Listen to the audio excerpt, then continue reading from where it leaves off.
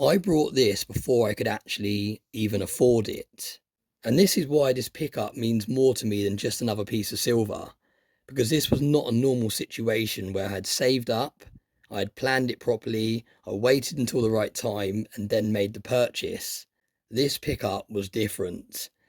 This was one of those moments where something appears, you see it, and straight away you know that if you leave it too long, it won't be there when you come back. And with normal silver, that's not usually the case. If you want to buy a Britannia, you can go and buy one. If you want to buy a standard silver bar, there'll be someone selling one. If you miss a new release, another one will eventually come up. But handmade poured silver is very different, especially when it's a one of one piece. Because once it's gone, it's gone. And yes, someone might make something similar in the future. It might have the same kind of theme, the same kind of idea, or even the same design behind it. But it will never be the exact same piece. The pour lines will be different, the weight will be slightly different, the finish will be different, the character will be different, and that is what I love about poured silver. It is still silver, but it does not feel lifeless and mass produced. It feels like someone actually made it. It feels like there is life and personality within it. Every little mark tells you it was poured, handled, stamped, finished, and created by someone, not just pushed out by a machine thousands of times. And that is where this story really starts. Because a while back now, I saw another piece from Silverpunk. It had a similar sort of concept behind it. Not the exact same bar, not the exact same design, but it had the same sort of feel. And I really liked it. And actually, I more than really liked it. I really, really wanted it. But I hesitated. I looked at it, I thought about it, and I probably told myself I'll come back and have a look at it again later. But like with all of these pieces that Silverpunk has been pouring, they very quickly disappear. Someone else bought it, and that was that. There was no second chance, there was no restock, there was no I'll grab it again next month. It was gone. And I remember thinking, that one got away. Now, I know that might sound dramatic to some people because at the end of the day, we are just talking about a silver bar. But when you collect this sort of thing, you'll understand what I mean. There are some pieces you buy just because they're good value.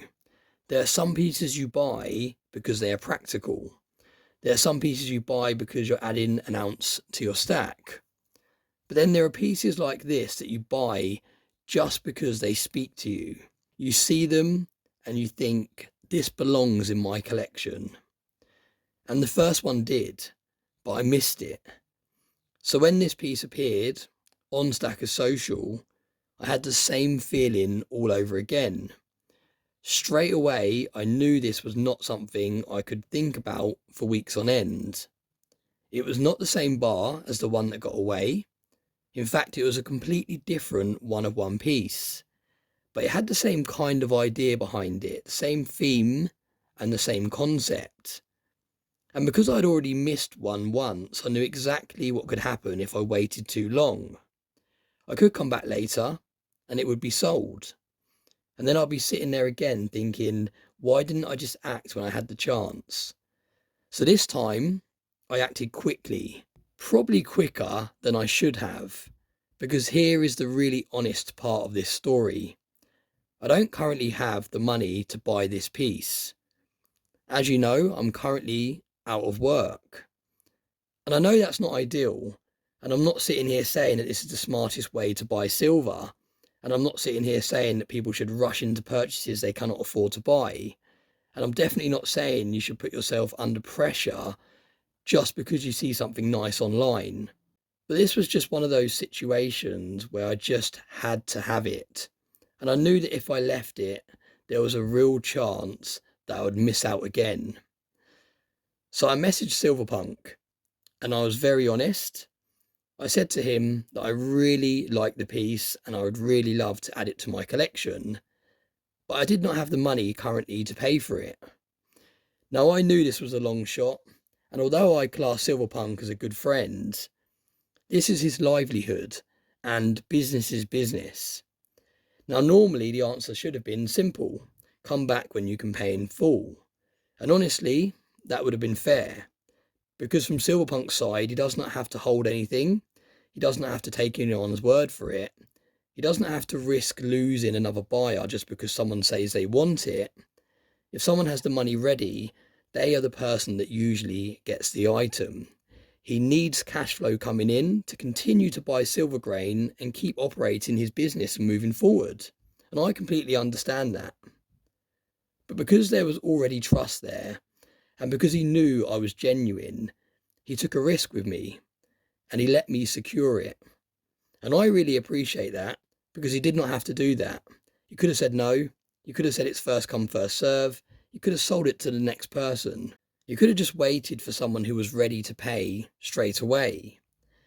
But he gave me the chance to make it happen. And that is part of why this piece feels so different. It's not just the silver itself, it's the story behind how I acquired it. Because when you stack for long enough, certain pieces start to carry memories. You remember where you brought them. You remember why you wanted them. You remember what was going on at the time. You remember whether it was an easy purchase or one you had to really think about. And this piece definitely has a story. This is a piece I moved on before I was fully ready, because I'd already learned the lesson from the first one. The first one had got away, and this one didn't. And that is the thing with collecting silver. Sometimes it's not just about the spot price, it's not just about the weight, it's not just about how many ounces you can add for the lowest premium possible. And of course that matters. I talk about that a lot in many of my videos. I like getting value for money. I like getting as much silver as possible for as little money as possible. And I understand why people focus on premiums, especially here in the UK, where silver is already very expensive because of the VAT added. But not every single piece in the stack has to be brought with that exact same mindset. Some silver is brought for weight, some silver is brought for investment, some is brought for collecting, and some silver is brought because it means something to you. And for me, this piece falls into the last category. It is still silver, it still has weight, it is still potentially going to go up in value over a long period of time. But this is more than just silver. This has an extra bit of meaning attached to it. And that is why I think poured silver is so interesting. When you look at a standard coin, you might admire the design, the condition, the year, or even the finish. But with poured silver, you are looking at something a lot more raw. It looks and feels different. It has imperfections. But those imperfections are the point. The lines, the ripples, the dents, the texture, the stamping, the shape, the feel, it all gives it character. And no two pieces are ever exactly the same. And that is why I think people who only look at silver as a number on a spreadsheet might not understand the appeal of something like this. Because on paper you might say, why pay more for a handmade poured silver bar when you could buy cheaper silver elsewhere? And that is a fair question. And if your goal is just to stack as many ounces as possible, then a one-of-one poured piece might not appeal to you. But collecting is not always about efficiency. Sometimes it's about building a stack that actually feels like yours. A stack that has variety, a stack that tells stories, a stack that has pieces you genuinely enjoy owning. Because if all you care about is numbers of ounces, then every piece becomes the same. But when you add unique pieces, handmade pieces, vintage bars, unusual pieces, pieces that remind you of certain points or times in your life, your stack starts to become more personal. And that is exactly what this bar is to me. It's personal. It's not just another bar going into the safe.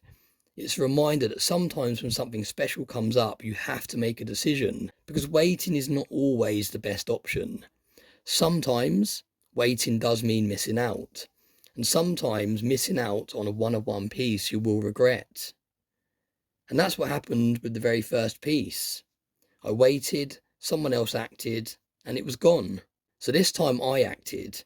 So that's why this unboxing is a little bit different. It's not just me opening some silver and saying this is what I brought. It's me opening a piece that I had to move quickly on, a piece that nearly could have gotten away like the first piece did, a A piece that only ended up here because there was trust between myself and Silverpunk. And I think that is another thing worth mentioning. Trust really matters in this space. Whether you're buying from a dealer, a private seller, or an artist, or just a friend within the community, trust is everything. And when you're dealing with handmade pieces direct from artists like Silverpunk, that relationship becomes even more important. You are not just clicking a button on a massive website and getting something shipped from a warehouse. You are dealing with a real person, someone who has made the piece, someone who has put time and effort into making it, and someone who took the risk of trusting me and that I was serious about paying for it. And I do not take that lightly. So when I look at this bar, I do not just see the silver. I see the missed opportunity from before. I see the lesson from that first piece. I remember the moment that this first appeared in Stacker Social. I remember the moment I had to message and act quickly. And I also really value and remember the trust that allowed me to secure this piece in the first place. And that is why I love collecting physical silver. Physical silver is not numbers on a screen. You can physically hold it, you can feel the weight of it, you can see the details, and you remember the story. And when it's a handmade one-of-one piece, that feeling is even stronger, because you know that nobody else has this exact same piece. There might be similar ones, there might be other pieces in the future that come out with the same sort of theme. There might be other artists that try and reproduce this same piece. But this exact piece cannot be replicated. And that's what makes it special. So yes, I probably should have had the full money ready first. That would have been the more sensible thing to do. But sometimes the story of a piece is not perfect. Sometimes the reason you end up with something is because you learned from missing out before. And that's exactly what happened here. The first one got away, but this one didn't.